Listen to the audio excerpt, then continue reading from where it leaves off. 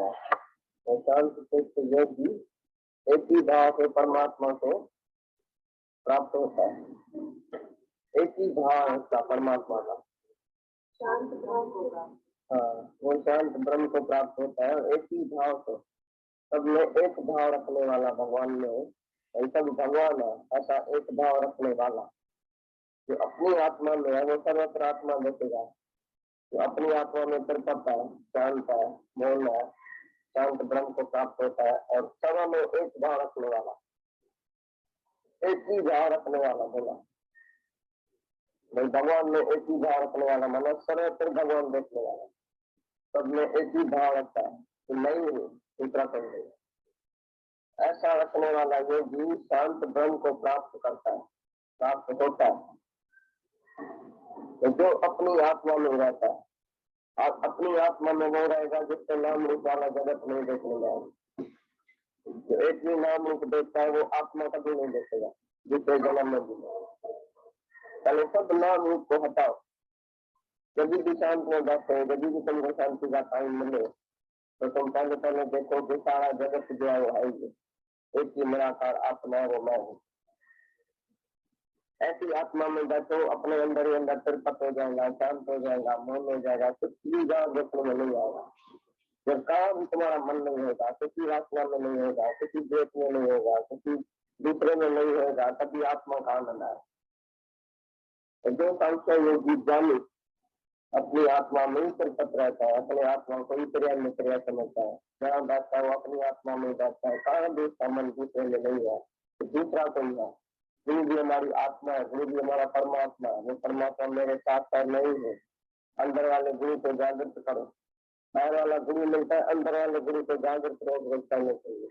तो मैं तुम्हारे भीतर बैठा हूँ, तुम वृंदावन में, मैंने तो संगल आया, मैं कलाकार तो मन में, तो मैं जो तुम्हारे अंदर बैठा हूँ, तुम जाता है गोकल और वृंदावन, द्वार में तो तुम भगवान है, मंदिर में तो तुम भगवान है, तो मैं तो तुम्हारे साथ हूँ, सदा मतलब तुम साथ। तो जो भगवान तुम्हारे साथ है, तुम्हारे अंदर है, तुम्हारी आत्मा में परमात्मा है, जो तुम्हारे शरीर से भी पहले है, जो उसमें मन रखता है अंदर, तो वो अपनी आत्मा में तृप्त रहता है। प्रिय में प्रिय अपनी आत्मा को समझता है। ऐसा नहीं प्रिय मेरा भाई है, मेरी बहन है, मेरा फलाना है, प्रिय है, बाहर कोई प्रिय नहीं है। प्रिय तुम्हारी आत्मा, गुरु भी तुम्हारी आत्मा है, इसके लिए प्रिय है। देह करके कोई भी प्रिय समझेगा तो देह करके तो उसमें भी और बहुत कुछ। अगर गुरु को तुम देह समझेगा ना, तो ये मेरा भगवान है, तो ये शरीर भगवान है, आत्मा उसको नहीं देखा, निराकार नहीं देखा, खाली साकार देखा, तो गुरु ने ऐसा करता है, ऐसा नहीं करता, इंसाफ नहीं करता है, जुल्म करता है, दूसरे को ऐसा करता है, मेरे को ऐसा करता है, इसको निकाल दिया, इसको रखा, इसको मस्जिद देता है, इसको दूर देता है, ऐसा किया, ऐसा किया, हजारों करोड़ गुरु में देखने में आएगा जब तुम उसको आत्मा नहीं देखेगा। क्योंकि तुम देह है तो तुम्हारा दोष ही नहीं है, तुम गुरु को भी देह समझेगा, तो निराकार को अलग समझेगा, गुरु को अलग समझेगा, फिर अपने को अलग, इसको अलग, इसको अलग, सबको अलग अलग भाव, एक ही भाव से नहीं देखेगा। जो अपनी आत्मा को नहीं जानता है वो बाहर की आत्मा नहीं देखेगा, तो गुरु को भी आत्मा नहीं जानेगा, इसको भी दुनिया में भगवान नहीं देखेगा, खाली बोलेगा ये भगवान है, और फिर शरीर में आ जाएगा, शरीर में आते ही तुझे विश्वास निकल जाएगा, पर्दा निकल जाएगा, फिर तुम दूसरा ख्याल आएगा, ये मन में दोष गुरु का, बेचारी तक गुरु में भी दोष दिखाएगा, सब में तो दोष दिखाया सारी दुनिया में, पर गुरु में भी दोष दिखाएगा। ये ऐसा क्यों करता है, ऐसा नहीं करना चाहिए, इसको ऐसा करना चाहिए, इसके पास पूरा इंसाफ नहीं है। तो निराकार को अलग, गुरु को अलग, सबको अलग अलग, पर गुरु निराकार है, साकार नहीं है। साकार तो मिथ्या है, शरीर है, शरीर तो सबका मिथ्या है, लेकिन गुरु क्यों प्रिय लगना चाहिए, क्योंकि निराकार है। इच्छा मात्र मन जा, आज से इच्छा कोई भी नहीं रखो। इच्छा कौन रखता है, जब गुरु होगा, तुम भी है, दूसरा भी है, तभी दूसरे में इच्छा रखेगा। जब मैं ही तो इच्छा किसमें रखूं? कोई भी गुरु और शिष्य का भेद भी नहीं है। वो तुम्हारे पाँव पड़ेगा, हाथ जोड़ेगा, फूल लेके आएगा, हलवा लेके आएगा, मिठाई लेके आएगा, कुछ भी जब तुम्हारा स्वीकार नहीं होगा। तुमको खाली चीज देने का है, वचन उठाने का है, वचन उठा के तुम जाके उसी में देखो। राजा जनक की तरह तुम अपनी महिमा के हमको सुनाओ, मैं आत्मा हूँ, तो यही सब पी दिया, यही सब कुछ दिया। यहाँ कोई भी भेदभाव नहीं है, कोई बड़ा नहीं है, कोई छोटा नहीं है, कोई गुरु नहीं है, कोई कुछ नहीं है। किसने ज्ञान तुमको दिया है ये भी झूठ है, कोई ज्ञान दे नहीं सकता है, देने वाला कोई होता ही नहीं। ज्ञान कौन दे सकता है? तुम पहले ही ज्ञान स्वरूप है, पहले ही भगवान है, तो भगवान को कौन ज्ञान देगा? भगवान को कौन झुकाएगा? तुम भगवान हो के और झुकता है, भगवान हो के और तुम दूसरे को गुरु अपने को शिष्य समझता है, भगवान हो के तुम भगत बन के बैठकर दूसरे को भगवान समझता है, ये भी तुम्हारा अज्ञान है।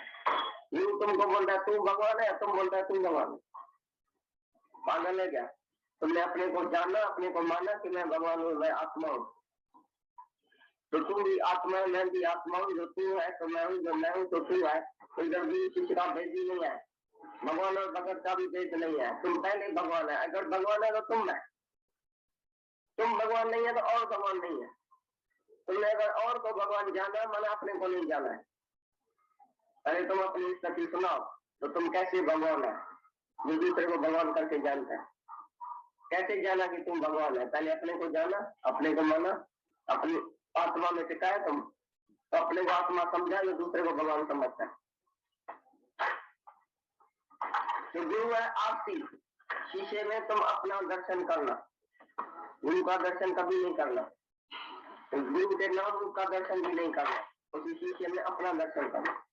तुम अपने घर में शीशा रखता है, कैसे लिए रखता है? अपना दर्शन करने के लिए कि शीशे का दर्शन करता है?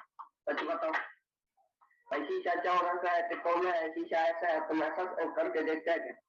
या देखते मैं कैसा हूँ?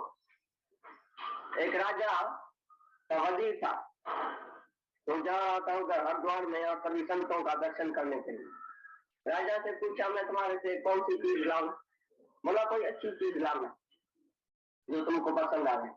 ये गया हरिद्वार से होके, संतों साधुओं से होके, जब वापस आया तो राजा को इतनी छोटी सी आरसी शीशा रुमाल में ऐसा करके और आके दिया, भाई ये प्रेजेंट है। राजा हैरान हो गया, बोला मैं इतना बड़ा राजा, मेरे पास ही राज्य में वो सब बातें सब चीजें है, क्या इतनी आरसी मेरे पास नहीं है? क्या तुमने क्या है? वजीर का ज्ञानी बोला मैं संत साधुओं के पास गया, उसने मेरे को खाली आरसी दिखाई, आरसी ने दिखाया कि तू भगवान है, तू ही है सब कुछ, तू अपना आप देखो आरसी में। संत साधु सब आरसी है, शीशा है, साफ शीशे में हमने अपना आप देखा। मैंने बोला तुम्हारे लिए भी शीशा लेके जाऊं जो संतों ने मेरे को दिखाया अपना आप को। तुम जब शीशा देखेगा तो तुम अपना आप देखेगा कि मैं राजा हूं, मैं क्या नहीं हूं। कोई चीज हम देगा तो चीज में मन जाएगा, लेकिन आरसी देगा तो तुम अपने में टिकेगा कि मैं क्या हूं, मैं कैसा हूं, मैं कौन हूं, भाई मैं फला रहा हूं।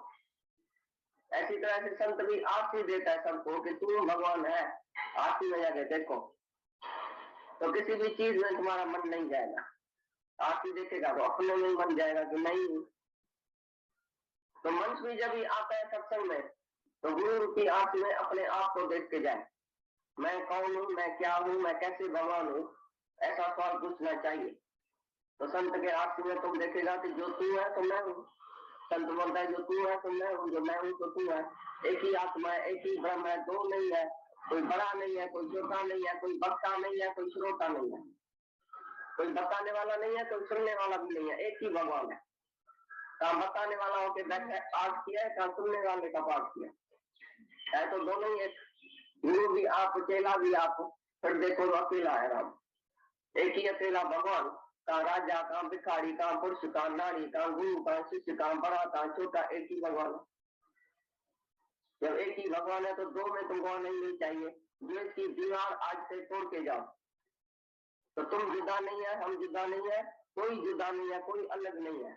ये दीवार तोड़ो, जो तू है तो मैं हूँ, सबको बोलो जो तू है तो मैं हूँ। सबके नजर में देखो, सबकी आंख में देखो, तो जो तू है तो मैं हूँ, एक ही आत्मा है। आत्मा में बड़ा छोटा होता ही नहीं है। तो तुम ऐसा सबको ज्ञान दियो, ऐसा सबको सुनाओ कि जो तू है तो मैं हूँ, मेरे में और तुम्हारे में कोई फर्क नहीं है, और नहीं किसका गुरु बनो, नहीं किसका शिष्य। अरे ऋषि पंडितों ने, आर्यजनों ने अपने नए साल की शुरुआत के रूप में रखा है।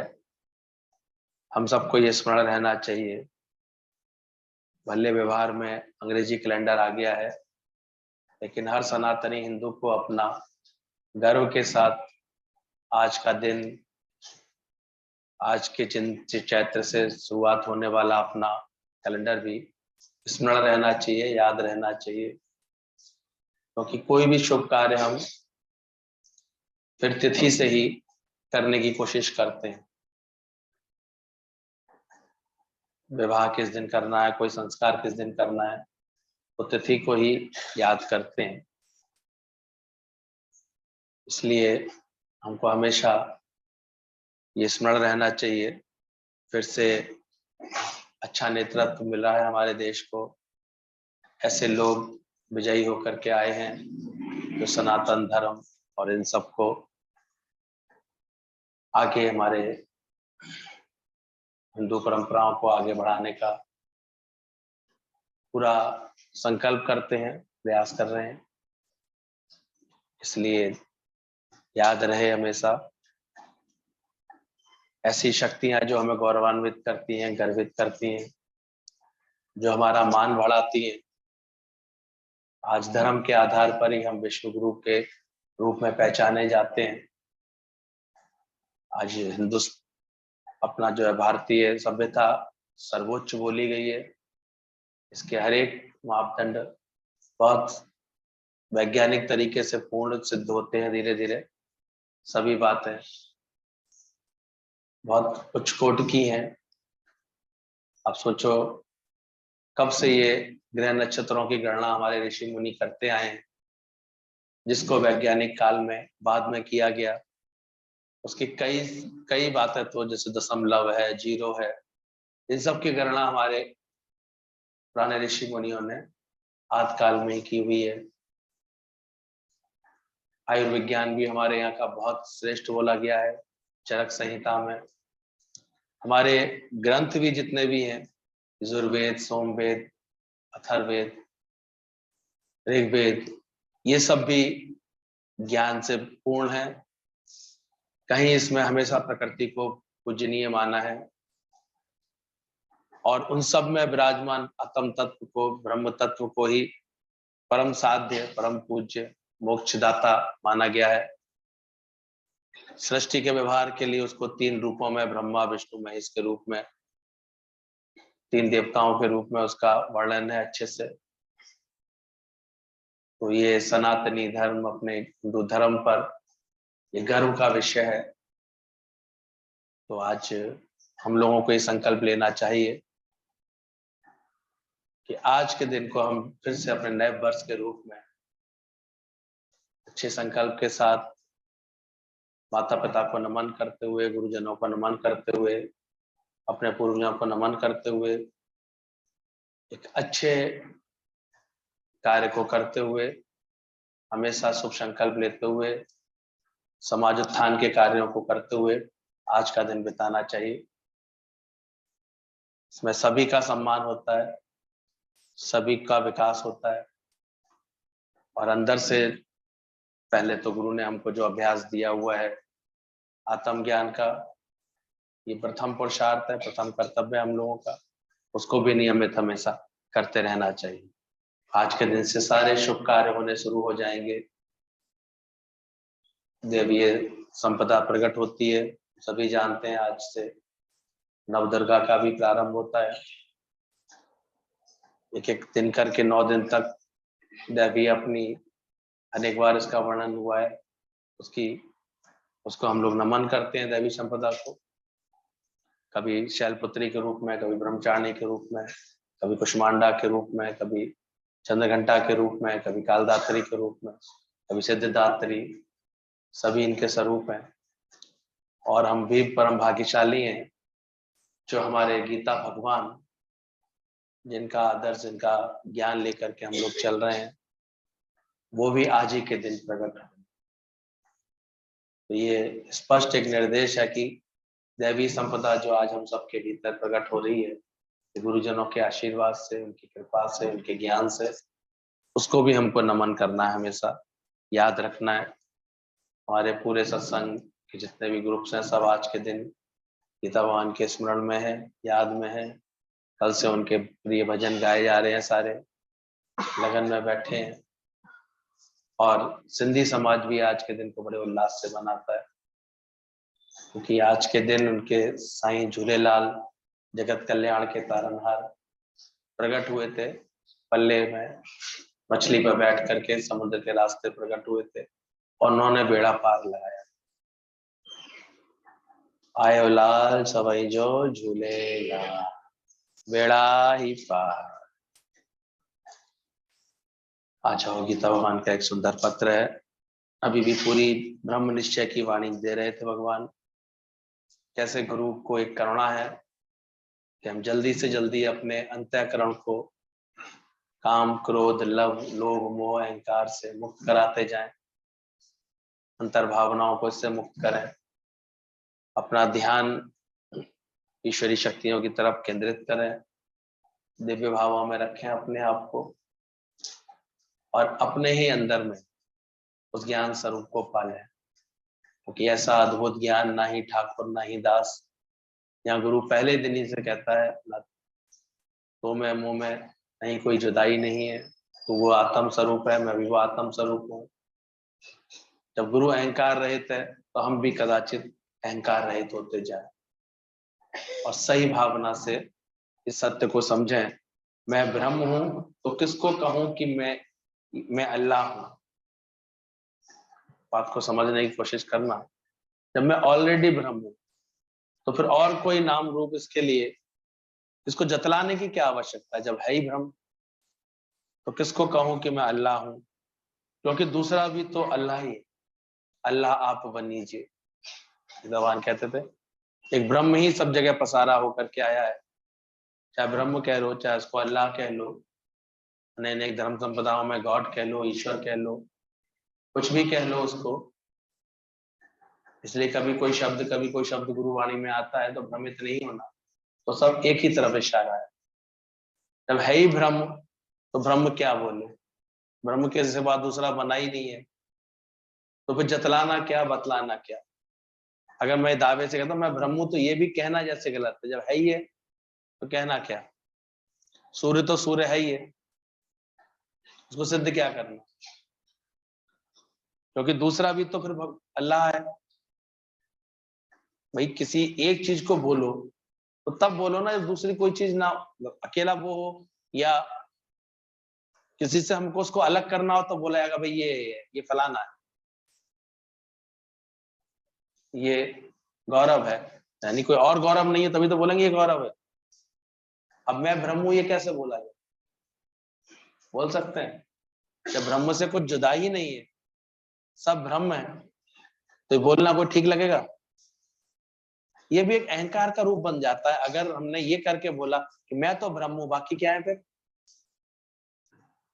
एको ब्रह्म दूजो ना अस्ति, तो दूसरा कुछ है ही नहीं। ये जब बोध आएगा अंदर में, और यहीं से सच्चे ज्ञान की शुरुआत होती है। जब हम इतने एकत्व में आते, एक नूर तय सब जग उपजा, अब कौन भले कौन मंदे। उसी भावना से गीता भगवान ये पत्र की शुरुआत कर रहे हैं। जब मैं ब्रह्म हूं तो किसको कहूं कि मैं अल्लाह हूं, किसको कहूं। अब अलग क्या है ब्रह्म के सिवा, छोटा क्या है फिर मुझसे। ब्रह्म में तो सब आ जाता है इसमें। ये भी ब्रह्म है, ये भी ब्रह्म है, ये भी ब्रह्म है, ये भी ब्रह्म है। जब वो एक ज्ञान लेकर के शास्त्रार्थ के लिए आया था, बलाकी पंडित अच्छा था, विद्वान था, काशी से विद्या लेकर के आया था और बड़ा अच्छा ज्ञान की व्याख्या करता था, लेकिन अभी पूरी तरह निश्चय में नहीं था। कहते हैं जब वो अजात शत्रु के दरबार में आया, और राजा अजात शत्रु तो बुद्ध भगवान से प्रेरित होकर के यानी ज्ञानवान हो गए थे। उन्होंने ज्ञान को ठीक से समझ लिया था। अब उनके राज्य में पहले तो प्रथा हुआ करती थी, राजाओं के राज्य में ये आया करते थे ज्ञानी ध्यानी लोग और ज्ञान चर्चाएं किया करते थे। और उसमें एक परंपरा ये भी होती थी, शास्त्रार्थ किया करते थे कि भाई जो सबसे अच्छा ज्ञान बताएगा उसको फिर इनाम मिला करता था। तो बालाकी पंडित सबको शास्त्रार्थ में हरा दिया करता था। वो इतना विद्वान था, तर्क शक्ति उसकी इतनी अच्छी थी। कहते हैं वो बड़े अच्छे से ब्रह्म की व्याख्या कर रहा था, ये भी ब्रह्म है, ये भी ब्रह्म है, ये भी ब्रह्म है, पूरा ब्रह्म ज्ञान अच्छे से बता रहा था।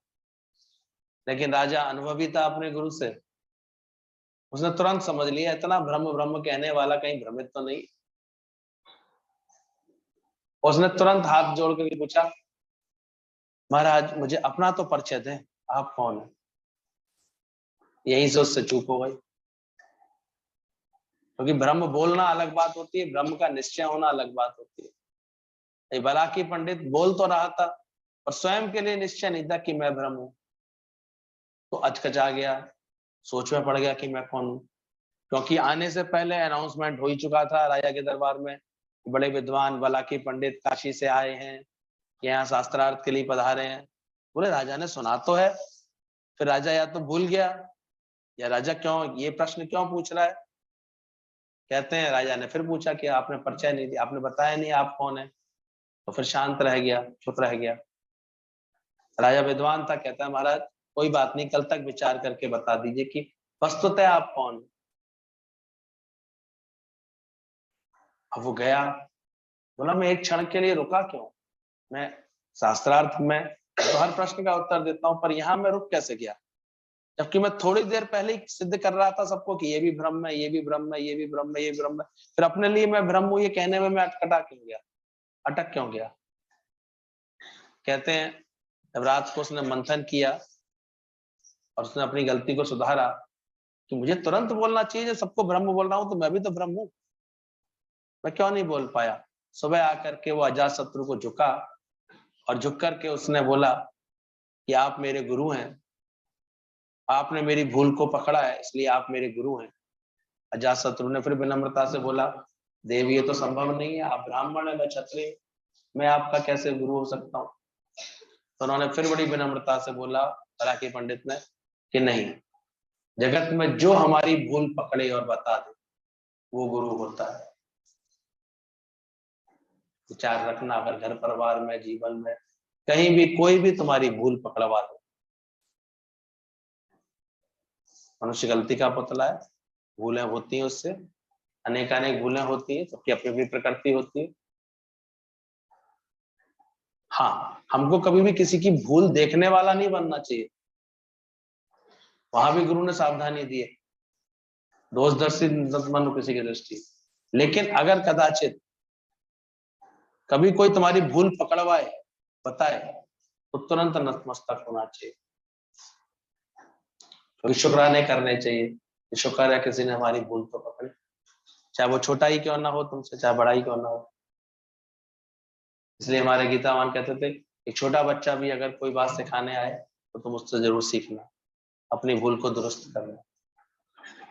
तो बोला क्योंकि दूसरा भी तो अल्लाह है, इसलिए ज्ञानी को अहंकार नहीं होता है कि मैं भगवान हूं। सब कहते हैं अपने को भगवान समझने से अहंकार आएगा, दुनिया में इस तरह की धारणा है। प्राय लोग ये कहते मिलेंगे, अरे शुभ शुभ बोलो, अपने को भगवान बोलोगे ये तो बहुत बड़ा अहंकार है, तो बहुत अहंकार, और आ जाता है अहंकार। अगर सही तरह से कोई ज्ञान नहीं समझता, सही गुरु के आगे अपने को नहीं मिटाया होता है, तो फिर वो ये ब्रह्म ज्ञान समझ के सुन के भयंकर अहंकार में आ जाता है, और उसका अहंकार तो फिर ऐसा होता है जैसे मरे ऊंट का अहंकार, फिर वो आसानी से छूटता नहीं है उसका, बड़ी ऐसे अंदर से उसको कैसे खुनकी चढ़ जाती है, जमक सी चढ़ जाती है। फिर वो व्यर्थ में विवाद करेगा, व्यर्थ में भेद कर रखेगा, अंदर में पूरी तरह से जागृत नहीं होगा। इसलिए संभावना है, लोग कहते हैं कि अपने को भगवान समझने से अहंकार हो जाएगा, पर यहाँ तो उल्टा अहंकार का नाश हो जाता है। तो सही ज्ञान का अभ्यास करेगा, सही मायने में अपने को ब्रह्म जानेगा, तो फिर उसका कदाचित किसी के भी आगे अहंकार आएगा, क्योंकि अगर वो ब्रह्म है तो सब कौन है, कौन है, वो भी तो ब्रह्म है। इसलिए आज हमारे सच्चे गुरु बड़े आराम से ये बात कह सके कि जो तू है सो मैं हूं, अपना मूल पहचान। उनको देर नहीं लगी, क्योंकि उन्होंने इसको पहचाना, ब्रह्म के सिवा कुछ है, मुझे ही जाना जाए, मुझे ही झुका जाए, मुझे ही समझा जाए, ऐसी भावनाएं कभी सच्चे गुरु के अंदर नहीं आती है। इसलिए वो सच्चा गुरु होता है, इसलिए सब उसके आगे बड़े आराम से झुक भी जाते हैं, अपना उद्धार कराने के लिए सब झुकते हैं उसके आगे, पर उसके अंदर ये भावना नहीं आती। तो समझना इस बात को, भगवान समझने से अहंकार हो जाएगा, और यहाँ तो उल्टा अहंकार हमारा नाश होता है जब तक खुद को भगवान समझते हैं, क्योंकि जहां तहां जड़ चेतन सब मैं ही तो हूं, दूसरा है कहां जिससे अहंकार करूं। मैं अहंकार किस बात का करूं जब सब कुछ मैं ही बना पड़ा हूं, अहंकार कैसा करूं। इस समझ को पहले पूरी तरह क्लियर समझना, बार बार श्रवण करना, बैठाना अपने अंदर। इसलिए सत्य समझने के बाद कोई बहस की, किसी से जिरहबाजी की, किसी बातों को सिद्ध करने की कोई आवश्यकता नहीं रह जाती, बात सहज में समझ में आ जाती है। विवेकानंद ने जब वैश्याएं देखी तो एकदम नमस्कार किया कि भगवान तुम सब इन सब रूपों में नाज नखरे कर रहे हो। वैश्याएं अपना आचरण कर रही थी, सज धज करके दरवाजे पर नाज नखरों के साथ बैठी हुई थी। जब विवेकानंद उस गली से गुजरा एक साथी के साथ, तो वो बड़े भाव से उनको नमस्कार करने लगे। मित्र ने कहा, ये क्या कर रहे हो तुम, ऐसी स्त्रियों को नमस्कार कर रहे हो? बोले, ऐसी वैसी स्त्रियां नहीं है, ये सब भ्रम है, मैं भ्रम करके ही जानता हूं। और ये कैसे नाज नखरे कर रही है, मैं तो ये देख करके और आनंदित हो रहा हूं। मेरा प्रभु ऐसे भी स्वांग रच लेता है। तो ये एक बहुत ऊंची समझ बनने लगती है जब अंदर में, तो फिर किसी की भी निंदा, किसी के लिए भी खोट अंदर में नहीं रहता। अंदर से जितवल देखूं उज्ज्वल प्यारा, ना कोई वैरी मीत हमारा, ये समझ आने लगती है। तो विवेकानंद ने देखा तो नमस्कार किया। द्वैत का बिल्कुल धुआं भी ना रहे, यही ज्ञान पक्का करना है हमें। सब शिकायतें हैं दूसरों से, दूसरा यदि निकल जाए अंदर से तो सब दुख दर्द राग द्वेष हसद सार ईर्ष्या जलन भी निकल जाएगी। आज गीता भगवान से आशीर्वाद लेना, जो हम सबका अंतःकरण ऐसा बने कि द्वैत का धुआं ही खत्म हो जाए। द्वैत का धुआं नहीं, अद्वैत की आग जलाए जाए जिसको, तो बचे ना उसकी रात। गुरु ऐसा अभ्यास देना चाहता है कि इतना आत्म अभ्यास करो कि दूसरा कुछ बना ही नहीं, तू ही तो है, तू ही तो है, तू ही तो। तो द्वैत का धुआं ना रहे, और दूसरा अगर जिसके हृदय से निकल जाएगा तो अंदर से तो सब दुख दर्द राग द्वेष हसद सार ईर्ष्या जलन भी निकल जाएगी। पहले हम दूसरा देखते हैं, अज्ञान धारण करते हैं, फिर ये सारी चीजें हमारे जीवन में शुरू होती है। इसलिए हम देखते हैं कि हर एक कोई व्यक्ति किसी भी के भी जीवन में कोई बढ़ोतरी हो रही होती है, कोई बात हो रही होती है, तो प्रसन्न नहीं रह पाता। एक कंपटीशन का माहौल चलता रहता है लोगों के दिमाग में। अच्छे दोस्त भी होंगे ना चार, तो आपस में कंपटीशन हो रहा होगा, देखो ये इसको ये कैसे मिल गया, इसके मार्क्स मुझसे ज्यादा कैसे आ गए, इसके ये कैसे ज्यादा हो गए, इसको कैसे भगवान ने ज्यादा दे दिया। कहीं ना कहीं एक जलन सड़न रहती है, रिश्तेदारों में भी, आपस में, घर परिवार में भी, दो चार, क्योंकि क्या है उनके अंदर अभी द्वैत है। पकड़ना चाहिए ज्ञान से कि जब तक द्वैत रहेगा, ये हसद साड़ ईर्ष्या द्वेष ये सब चीजें अंदर नाचती रहेंगी अंदर। और जो अच्छा अभ्यास करेगा ज्ञान का, सबसे पहले द्वैत का नाश करेगा। भगवान कृष्ण ने उन द्वैत के पासों को, तो शकुनी पासे फेंकता था, वो द्वैत के पासे होते थे, उसको सबसे पहले निकलवा करके अलग करवाए। युद्ध पूर्ण हुआ, उन्होंने कहा ना, इन पासों को फेंक दो, ये ऐसे हैं, ये कभी भी आ जाएंगे, तो कहीं भी तुमको चैन से नहीं रहने देंगे। क्यों आत्मज्ञानी के पास ऐसा आनंद है? तो हम लोग देखते हैं हमारे गुरुजनों के पास, अभी दादा भगवान जहां जाएंगे, एक अजीब सा आनंद छा जाता है, वो उनके अद्वैत भाव का होता है, कहीं दूसरा देखते ही नहीं, वो दूजा भाव ना हो। आज गुरु कैसे सबकी खुशियों में खुश है, इसलिए सब आमंत्रित करते हैं गुरु को। दुनिया में कहाँ बुलाते हैं, कोई किसी को बुला पाता है? आएगा भी तो द्वैत भाव है उसके अंदर, कंपैरिजन में लग जाएगा, अरे अच्छा इसने इतनी जल्दी इतना कमा लिया, अच्छा ये मकान बनाने आ रहा है, अच्छा नई गाड़ी ले आया, अभी क्या हो गया?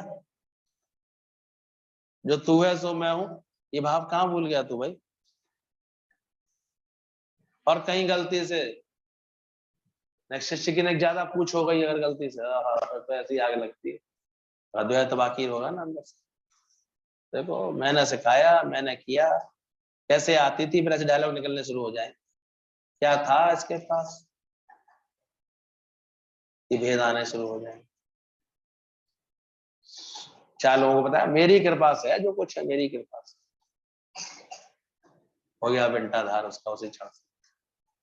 भूलना पड़ा वो अलग बात है, वो अपने शिष्य भाव में पूर्ण बने, वो हमेशा गुरु का आगे निमाणापन करे, ये तो उसका संस्कार है, लेकिन कभी भी ज्ञानवान के अंदर ऐसे भाव नहीं। जितवल देखे उत्पल प्यारा, उसको अपना, इसलिए एक सच्चा गुरु ही होता है वो सबकी उन्नति में राजी है, खुश है। कल हम देख रहे थे मोदी जी जब बच्चों से बात कर रहे थे, लास्ट में जाते जाते ये मूल मंत्र देख करके गए सबको, बोले अगर तुमको अपने आनंद स्वरूप में रहना है तो अपने कर्म पर विश्वास करना, कभी किसी से कंपैरिजन नहीं करना, भेद नहीं करना, अपने श्रेष्ठ कर्म के द्वारा तुम आगे निकलना, लेकिन कभी किसी के दूसरे के कर्म नहीं देखना। तो द्वैत का धुआं नहीं। अच्छा अभ्यास अगर हम करेंगे ज्ञान का तो द्वैत भाव हमारा निकलने लगेगा।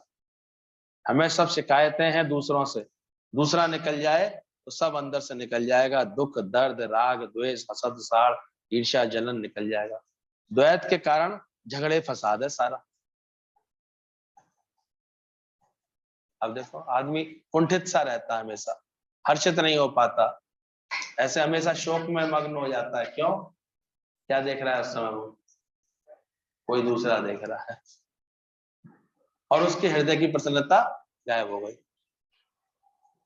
कुछ देखा उसने, कुछ सोचा, गायब हो गई। द्वैत में आया, प्रसन्नता गायब हो गई, आनंद गायब हो गया उसका। इतनी मैं होती, मैं अहंकार जो होता ना, अगर गलती से रह गया तो ये आपको द्वैत भाव में रखेगा ही रखेगा, तू और मैं और, तू और मैं और। इसलिए अच्छा अभ्यास करो ज्ञान का, कि द्वैत को पूरा ही नाश करो और खुद आकर के अपने मन की रिपोर्ट गुरु को दो, क्या मैंने अभी तक पूरा द्वैत का नाश किया है?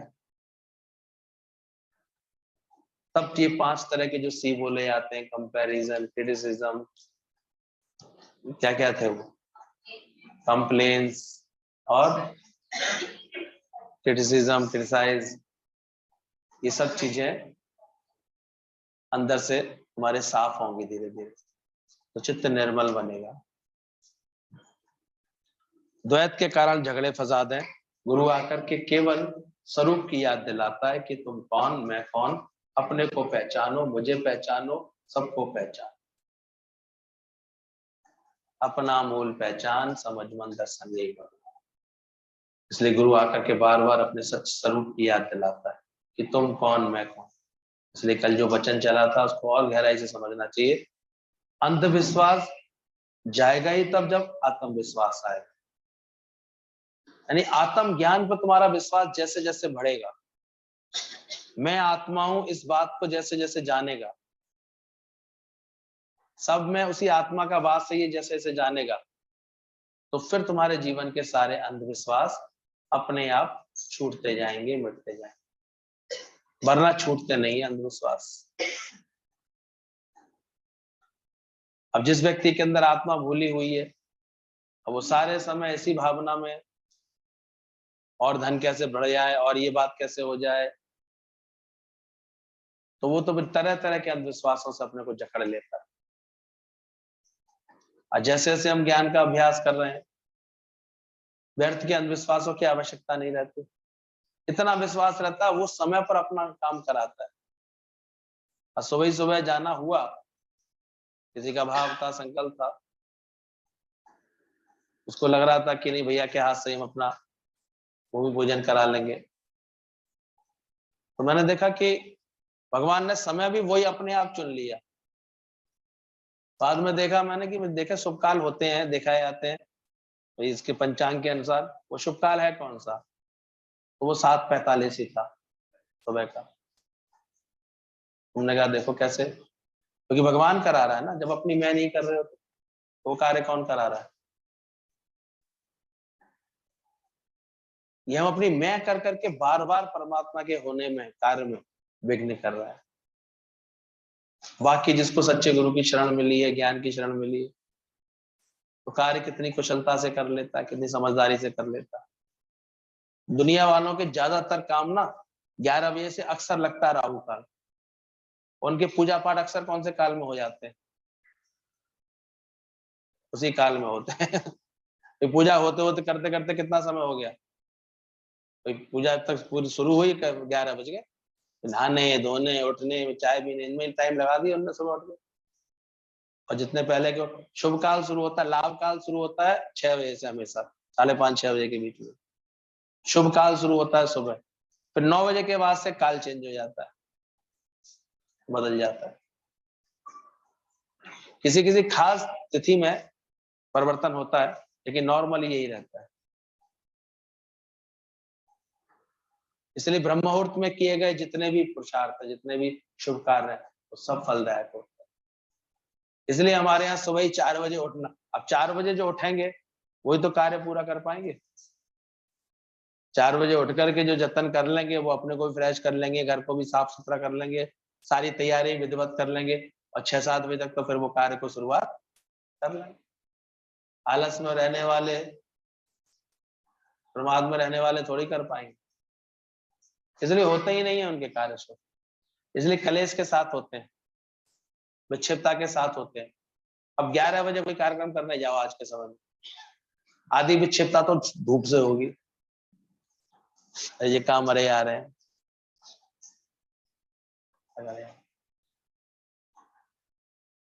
और जहां ज्ञान होगा, गुरु होगा, प्रेम होगा, वो कार्य उसका कितने प्रेम से हो जाएगा, कितने उल्लास से हो जाएगा, सोचो भजन भाव के साथ हो जाएगा। और दुनिया में झिक झिक के होते हैं अज्ञानियों के काम सारे, उड़ उड़ के होते हैं। तो विचार करना चाहिए। इसलिए गुरु हमारे जीवन में ये ज्ञान का इतना अच्छा संस्कार डालता है। कितनी बार अच्छे से कह दिया भाई धूप हो रही है, समय से आना शुरू करो, 10:30 तक अपने घर पहुंचने की कोशिश करो, पूरा कर लो। लेकिन अभी तो सब मस्ती कर रहा है, 9 तक आ ही नहीं पाते बेचारे को। और एक 15 मिनट सुधार करो अपने कार्यक्रम में। सुबह के अमृत वेले में जितना अच्छे सत्संग सुनोगे उतना अच्छा रहेगा सबके लिए। शुभ होते हैं कार्य, अच्छे होते हैं। अच्छे जल्दी उठने का, अपने को एक्सरसाइज करने का, समय से तैयार होकर के आने का नियम बनाओ। घर वालों को भी अपनी अच्छी रहने से संतुष्ट करो, उनको भी तुम्हारे सत्संग में तत्परता से जाने में प्रसन्नता हो, ऐसा माहौल बनाओ उनके प्रति। उनके प्रति शब्द अच्छे बोलो, हमेशा सेवा अच्छी रखो उनके प्रति। और अगर वो सहयोग के साथ साथ ही आ जाते तो और भी अच्छा है, अन्यथा इतनी कुशलता से चलो। कार्य में कुशलता ही तो योग है, और क्या। परमात्मा कब खुश है, जब तुमसे सब खुश है। परमात्मा भी तुमसे खुश हो जाता है। तो अंदर देखना, द्वैत के कारण ही सारे झगड़े फसाद है। गुरु आकर के केवल स्वरूप की याद दिलाता है। तुम कौन, मैं कौन, अपने को पहचानो, मुझे पहचानो और सबको पहचानो। कौन है, कौन आता है इन सब रूपों में।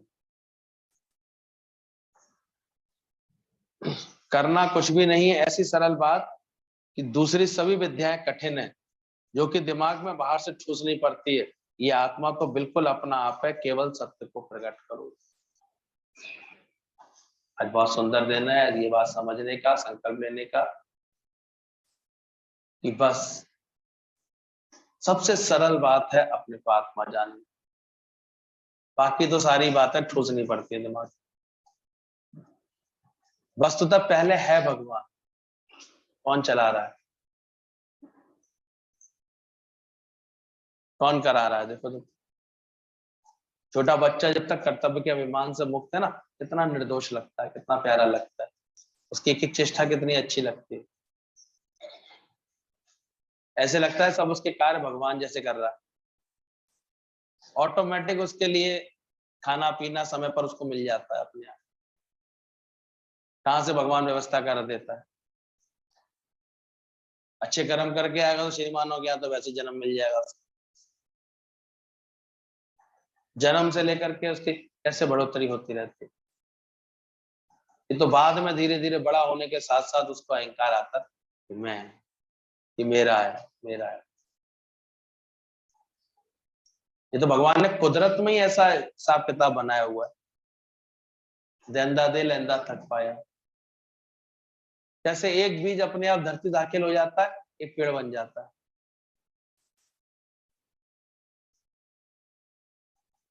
मैंने कहा देखो कैसे, किसी ने उगाया भी नहीं, लेकिन प्लॉट में अपने आप ही नीम के पेड़ खड़े हुए। लगा के आए थे क्या? लगा के तो नहीं आए, लेकिन है। हाँ, कैसे लग गया होगा? कहीं से उड़ करके नीम का बीज आ गया होगा उस जगह पर। कैसे पनप गया होगा, कैसे बढ़ जाते हैं। जहां आवश्यकता होती कैसे परमात्मा बढ़ोतरी करता। तो उसकी सृष्टि वो जो वो चला रहा है परमात्मा, वो ज्यादा सुंदर है। इसलिए ज्ञान का अभ्यास करने वाले, ज्ञान समझने वाले फिर अपनी मैं को, अपनी अपनी इच्छा को हटाते आते। Thy will be done O Lord, thy will be done. परमात्मा तेरी इच्छा पूरा, नॉट माय विल, मेरी इच्छा नहीं। तुम अपनी इच्छा से भगवान जो करोगे वो ज्यादा मेरे लिए हितकारी होगा। तुम करो भला, हम भलो ही जाने। तो दूसरी सभी विद्याएं तो ठूसनी पड़ती हैं। आत्मा तो बिल्कुल अपना आप है, केवल सत्य को प्रकट करो। The only difference between a sage and sinner is that sage has past and sinner has future. यही अंतर होता है पापी में पुण्य में, यही एक अंतर होता है संत आत्मा में और दुरात्मा में। वो तो पास्ट है उसका, वो पिछले कर्मों का इतना अच्छा कर्म करके आया है, उसके फलस्वरूप उसे क्या मिल गया? आज देवत्व मिल गया, अच्छे भाव मिल गए, संस्कार मिल गए। और पापी के लिए क्या आएगा? नया फ्यूचर तैयार कर रहा है वो अपने कर्मों से। इस बात के सत्य की गहराई को समझना। आज अगर हम विधि विधान से इतने अभ्यास में बैठे हैं, नियम में बैठे हैं, सत्संग में बैठे हैं, तो ये भी एक प्रकार का क्या है? हमारे पुण्य जन्मों के कर्मों का उदय है। Says has past. इसलिए इसमें भी अहंकार नहीं कर सकते तुम, मैंने कुछ अच्छा किया है ना, ये उसकी कृपा है। आज हमको चुन चुन के सत्संग में बैठा लिया है, ये उसकी कृपा है। पिछले जन्म के इकरार थे वो पूरे हो रहे हैं। जल्दी समय रहते गुरु मिल गया, गुरु को पहचान लिया, गुरु में प्रेम आ गया। ये सब हमारे पुण्य जन्मों कर्मों का उदय होता है। इसलिए बोला गया है जब कर्मों का उदय होता है तब हमें ये सब मिलता है। अब हाँ, अब इसको मेंटेन करना एक हमारा धर्म होता है। अब इस समय हम पुण्य करेंगे यानी अच्छे कर्म अपनाते आएंगे तो वो हमारे जीवन में आगे बढ़ते रहेंगे। और अगर कहीं गलती से इसमें पाप कर्म जोड़ लिए तो हम क्या तैयार कर रहे हैं? अपना एक विशैला फ्यूचर तैयार कर रहे हैं, गड़बड़ वाला फ्यूचर तैयार कर रहे हैं।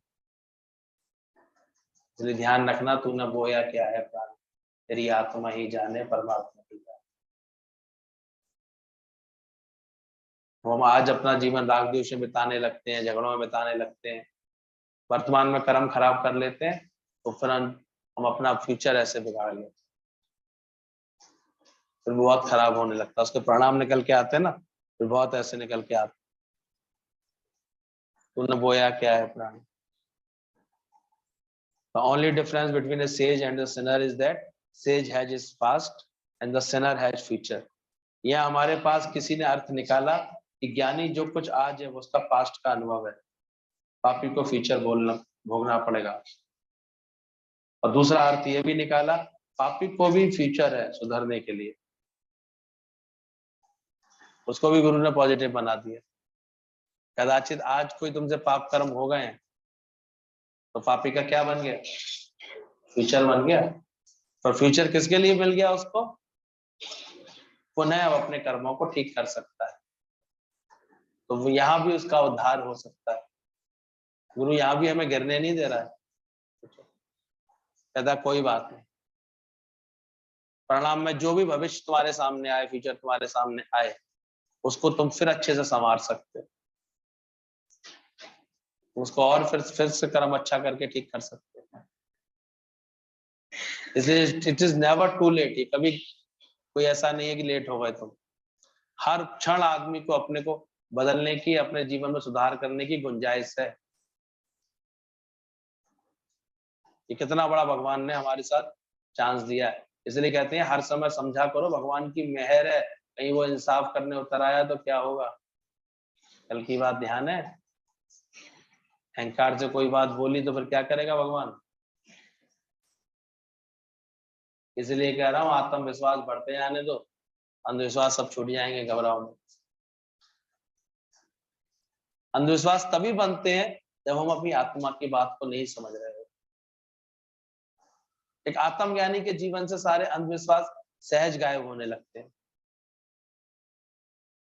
क्योंकि अब उसे अपनी आत्मा पर विश्वास है, सत्य पर विश्वास है, उसने सत्य को जाना है। बाकी तो तर्क वितर्क के लिए तो कभी कोई वो है ही नहीं, वो तो आदमी करता रहे जितना चाहे करता है। और जिसने एक ब्रह्म को जान लिया, एक आत्मा को जान लिया, अब वो इन सब बातों में अटकेगा, कौन छोटा है कौन बड़ा है, कौन कौन शुभ है कौन अशुभ है, क्या करना है क्या नहीं करना है, ये भेदभाव की बातें करेगा। अरे नाव मिली जिसको जल भीतर, तो बाहों से नीर तरे ना तरे। नारायण बसते जिसके हृदय में, सो कछु कर्म करे ना करे। अब क्या कर्म करे? पहले पारस मणि जिसके घट माई, जिसके घर में पारस मणि रखी है, अब वो धन संचय करे या ना करे, क्या फर्क पड़े। ऐसे ही ब्रह्म आनंद को जिस जाना, जिसने अपने ब्रह्म आनंद को जान लिया, अपने को ब्रह्म स्वरूप जान लिया, अब वो कछु और जतन करे ना करे, क्या करे। कुछ कहते अब क्या जानने की जरूरत रह गई, क्या पाने की जरूरत रह गई। नारायण बसते जिसके हृदय में, सो कछु कर। तो नारायण बसना यानी अपने ज्ञान में आ जाना, सत्य में आ जाना, उसके बाद अंधविश्वास सब गिर जाएंगे। अगर अभी भी तुम्हारा मन अंधविश्वासों को, इन सब बातों को पाल रहा है, तो उसका मतलब पूरी तरह जागा नहीं। जाग जाएगा तो छूट जाएगा। कैसे होगा बता, कहाँ उसे अशुभ लगेगा, कहाँ उसे गलत दिखेगा, कौन सी बात में उसको ऐसे लगेगा कि ये शुभ हो रहा है कि अशुभ हो रहा है। होगा ही, प्रकृति अपने आप उससे शुभ कराती है। गुरु जी कहते थे एक अच्छे व्यक्ति से कोई गलत काम करा ही नहीं सकते तुम। उसे कहो मैं 5 लाख दूंगा इसका मर्डर करे, करके आएगा वो? जो अच्छी प्रकृति का करके आएगा। और बदमाश प्रकृति का है, वो 5,000 में कराएगा। वो पहले से उसकी प्रकृति खराब है, तो फिर you only be good, I will leave you, सब छोड़ देंगे। अच्छे बनते जाओ, आत्माकार बनते जाओ। आत्माकार के सामने अपने आप कोई खोटा भाव, खोटे स्वभाव, संस्कार आते ही नहीं, खोटे कर्म आते ही नहीं। ज्ञानवान सोचता रह जाता है पिछला दुख, दुख कोई आया भी था क्या कभी, दुख होता भी है क्या कुछ।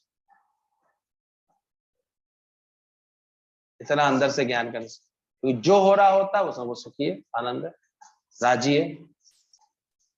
तो रामचंद्र की तरह कहने लगता है मैंने तो अपना मन वनों के सुखों की तरफ मोड़ भी दिया। तो मुझसे पूछा गया आपको कल राजगद्दी मिल रही थी, आज आपको वनवास मिल गया है, आपको कैसा लग रहा है? अरे कैसा लग रहा है क्या मतलब? मैंने तो अपना मन वनों के सुखों की तरफ मोड़ दिया। तुम्हारे पास भी ऐसी प्रैक्टिस है कि अभी पहले 2-4 महीने दुखी रहोगे, उसके बाद सोचोगे ये बात? कोई भी घटना घटती है, कोई बात ऐसी आती है, तुम्हारा ख्याल क्या चलता है?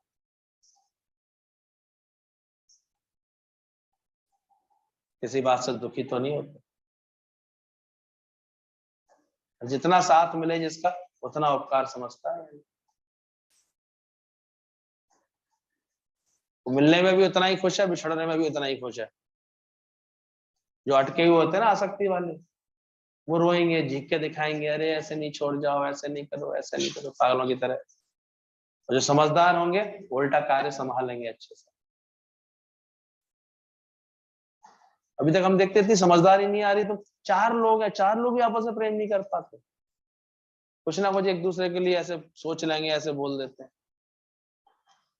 हैरानी लगती है, हो ही कितने अभी, तुम्हारी औकात ही क्या है, कर क्या लिया है अभी अपना अंतःकरण तो साफ कर नहीं पाए तुमसे सुनने के बाद।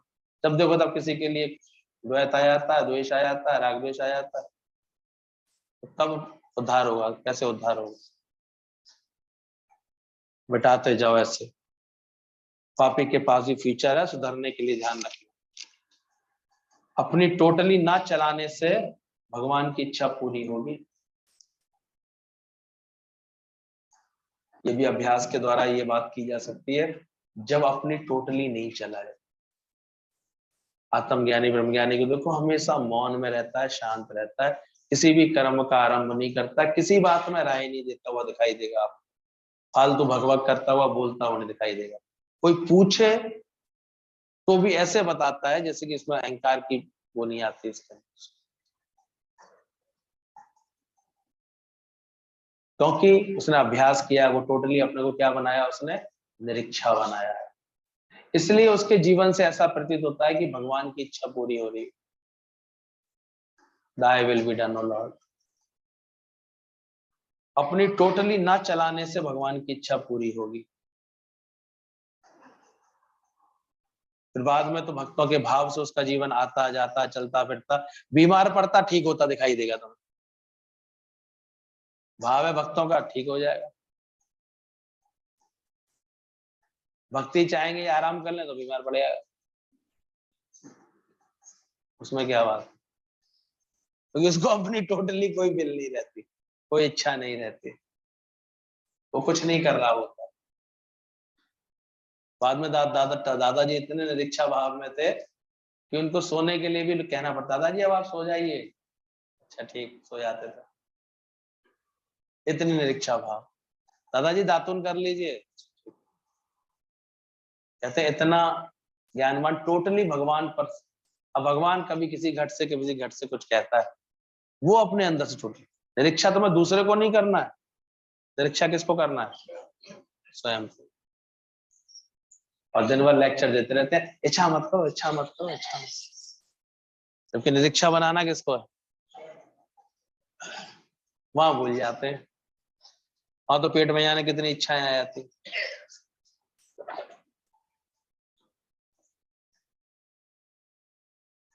कोई प्रसाद बांट दे, इसको प्रसाद का संकल्प था, पूरा हो जाए।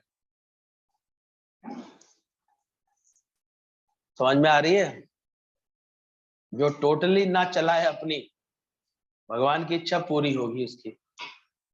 भगवान से जो हो वह बहुत अच्छा होगा। खुद करता होकर कुछ भी किया तो कर्म बनेगा। करन करावन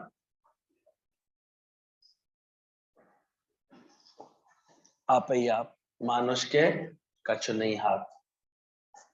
मानुष यतन करत बहुभात, इसके कर्तव्य बढ़ता जा। ध्यान रखना इस बात पर। मेरे को भी आज ही समझ में आई है बात, इसलिए बहुत अभ्यास करना बाकी है। टोटली ना चलाने से अपनी, बार बार पढ़ो लेटर्स, तब ये सही बातें क्लिक होती हैं धीरे धीरे दिमाग।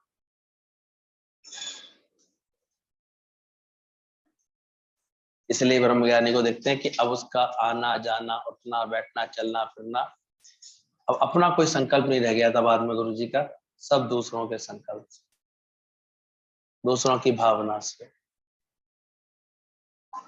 उनका प्रेम। आ रहे हैं खिंच के उनके पास तो अभी उनका प्रेम। वो कुछ नहीं करता है, कुछ नहीं सोचता है। अभ्यास करते जाओ तो धीरे धीरे ये स्थिति बने कि कुछ नहीं, इसलिए मौन आता जाएगा अंदर से। शांति आती जाएगी।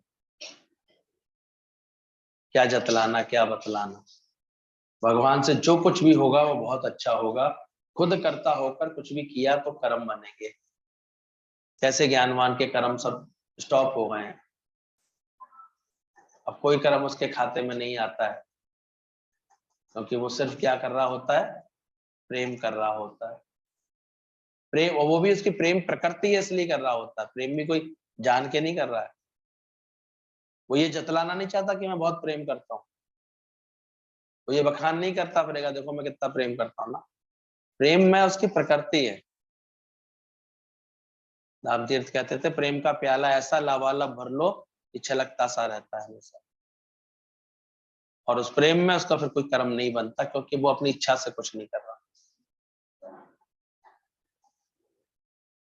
गुरु जी का सब सारी बातें, सारी चेष्टाएं ऐसे भक्तों के संकल्प से, प्रेमियों के संकल्प से, ज्ञान का संकल्प से कार्य होते रहते थे। उसका कहीं आना जाना भी, वो भी किसी के संकल्प से ऐसे होता है, ऑटोमेटिक भगवान कराता है। खुद करता होकर कुछ भी किया तो कर्म बनेगा। हम अपने को अकर्ता समझे और हल्के हो जाएंगे, नहीं तो भारी हो जाएंगे। भगवान हमारे लिए बहुत अच्छा बैठा सोच रहा है, हमेशा ऐसा विचार रखो। God has already plan for you. परमात्मा ने सब कुछ तुम्हारे लिए बहुत अच्छा सोच रखा है, बहुत अच्छा करा रखा है। वो शांत हो जाता है अंदर। इसलिए थॉटलेस होकर के रहें, दिल दिमाग हमेशा रेस्ट में रखें, स्वभाव को बस में रखें। स्वभाव निकल ना आए कहीं। एक मूल स्वभाव हर एक का होता है, पर धीरे धीरे ज्ञानवान उसको भी अपने बस में रख लेता है, कंट्रोल में रहता है। जैसे दुर्वासा ऋषि का क्रोध का स्वभाव, अनेक ऋषि मुनियों का कहीं भी अवस्था देखी तो क्रोध का आता है, ऐसा आता है, क्योंकि वो इतने अच्छे संकल्प से चल रहे होते हैं जीवन में, तो कहीं भी कोई ऐसी बात, लेकिन धीरे धीरे ये भी सीख जाता है ब्रह्मज्ञानी, उस स्वभाव को भी क्या निर्मल बना देता है, स्वभाव भी ना निकले उसका। नहीं तो कंट्रोल से बाहर निकल जाएंगे तो फिर पछताना पड़ेगा। इसलिए हर वक्त वो कंट्रोल में रहता है, थॉटलेस रहता है, ईगोलेस रहता है। तब जाकर के ऐसे ऐसे व्यक्ति की प्रकृति इतनी कल्याणकारी हो जाती है कि कहीं से भी निकल जाए वहीं आनंद हो जाते हैं, क्योंकि निरीक्षा है। एक बार एक ब्रह्मज्ञानी था, तो देवलोग उस पर इतने, देवता इतने प्रसन्न हुए, वो आकर के उसको बोलने लगे कि हम आपसे बहुत प्रसन्न हैं यार, हम आपको कुछ देना चाहते हैं। बोले ऐसा क्या देना चाहते हैं आप, क्या क्यों देना चाहते हैं? बोले नहीं, तुम्हारे जीवन से हम बहुत प्रसन्न हैं, तुम इतना लोक कल्याण का कार्य करते हो, सबको जीवन में इतनी खुशियां देते हो सबको, तुम जिसको छू दो उसका रोग मुक्त हो जाए, वो जिसके लिए जो बोल दो वो बात उसके लिए सिद्ध हो जाए, हम ऐसा आशीर्वाद तुमको देना चाहते हैं, वरदान देना चाहते हैं। उसने हाथ जोड़ लिए, बोले नहीं प्रभु, मुझे ऐसे किसी आशीर्वाद की आवश्यकता नहीं, वरदान की आवश्यकता नहीं, मुझसे मेरे द्वारा ऐसा अनर्थ कदाचित कभी ना हो, क्योंकि ईश्वर जो चाह रहा है वो ज्यादा अच्छा है। मैं क्यों कहूं किसी के लिए कि ऐसा अच्छा हो जाए, ये हो जाए। ईश्वर जो चाह रहा है, दुनिया में थोड़े से भी कुछ आता आशीर्वाद दीजिए, वो आशीर्वाद देना शुरू कर देते हैं, ज्ञानी नहीं कभी देता। वो हमेशा जानता है दाय विल बी डन, क्योंकि वो ज्यादा अच्छा सोच के बैठा है, हम क्यों मांगे उससे। बहुत बार उन्होंने रिक्वेस्ट की कि आप कुछ तो कहिए, कुछ तो आपके द्वारा मिल जाए लोगों को, बोले नहीं। अंत में वो हार करके एक ही बात बोल गए,